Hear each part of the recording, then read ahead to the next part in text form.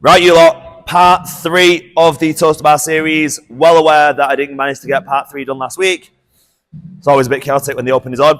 But today is going to be talking about, the first video was how to get your first toaster bar and the progressions needed to get there. Second video was about the strength and accessory movements you can put in place into your programming now to start moving towards and helping towards those toaster bar and to make them as efficient as possible.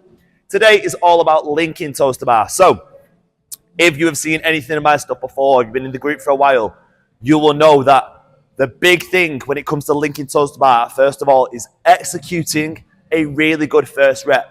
If your first rep is dog shit, you are going to struggle to do a second rep, okay? Now, the reason I've got the camera facing this way today, so it's almost like in line with this, is to show you what I mean by this.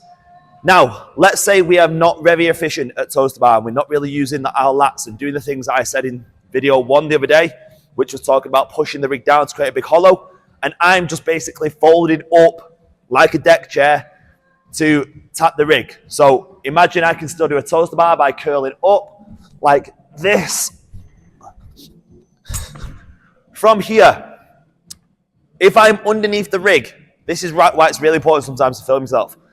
If I film myself and I see him just under the rig, I'm going to find it extremely difficult to go back into some form of kip to then transition into that next rep. So if I try now, this will be interesting, to link from here, you can see I'm going to have to do some form of kip swing in between to get that second one.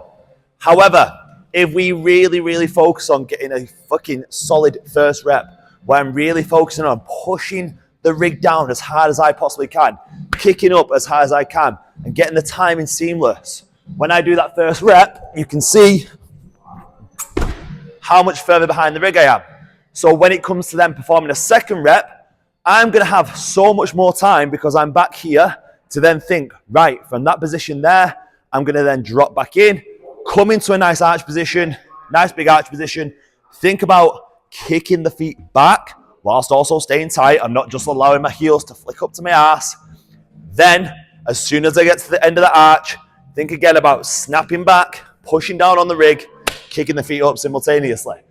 So again, it's all about that first rep. So I focus on pushing back, come back through, and I can push back into that second one. So if you've got that first rep nailed and you are struggling to get a second, fix that first rep, focus on pushing back more, and then you'll have way more time to then come through and complete that second one. Hope this helps.